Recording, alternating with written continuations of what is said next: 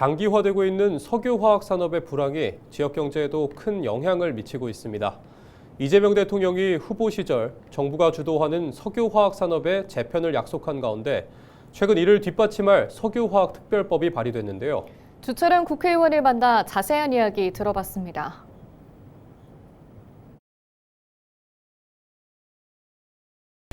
보스턴 컨설팅 그룹이 석유화학협회의 용역에 의해서 자기들이 자체적으로 낸 결과에 중간 결과에 따르면 최종 결과는 발표를 안고 있어요. 일부러 지금.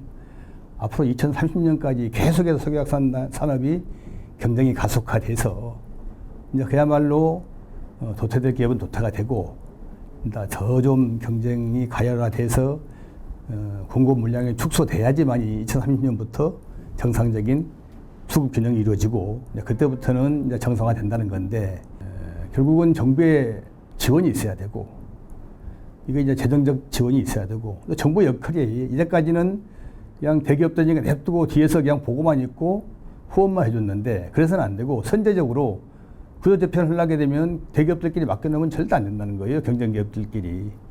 그러려면 정부의 적극적인 역할이 있어야 되고 셋째로는 현재는 이제 구조재편을 하고 싶어도 공정거래법이 또 법상 규제가 있어요. 그래서 이거 법을 개편해야 된다. 법을 만들어야 된다. 이렇게 이야기를 해서 특별법을 제정하게 된 것이고 또 그러는 과정에서 대선이 또 이게 이번 갑자기 조기 대선이 치러지게 돼서 이재명 대표의 여수 첫 번째 공약으로 저희들이 이것을 이제 건의해서 넣게 된 것이죠.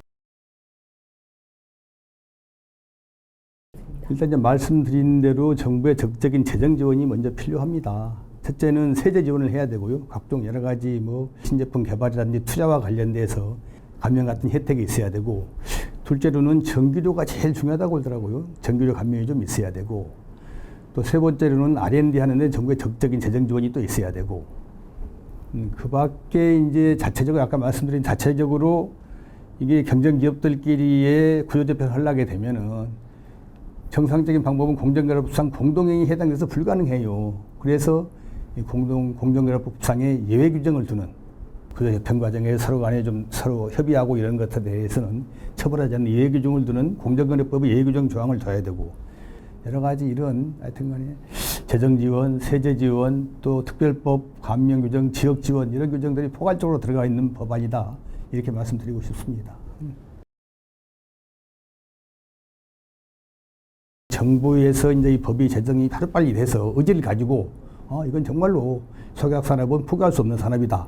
이런 전략적 마인드를 갖고 법을 제정을 해서 집중적인 투자, 적극적인 선도적인 역할이 있어야 된다고 생각합니다. 그런 의미에서 저희들이 이제 길을 쓰고 노력을 해서 이재명 대통령이 여수공약 첫 번째로 넣고 전남 공약에도 두 번째가 세 번째가 들어가 있어요. 석유화학 산업 부분이. 그래서 저희로서는 이제 이런 이재명 국민 주권 정부의 공약 사항이기도 하니까 빨리 이제 우리 당과 협의를 해서 이것이 국회에서 법안이 제정이 되고 또 새 정부에서도 석유화학 산업의 이게 필요성에 대해서 공감을 하고 놔두면 안 된다. 이런 것들과 관련돼서 이재명 대통령 공약 이행 사항이기도 하니까 빨리 좀 법에 따라서 집중적인 지원 또 정부의 주도적인 역할에 선제적인 구조 개편 또 고부가 스페셜티 전환 이런 것들을 좀 지원할 수 있게 최선을 다하겠습니다.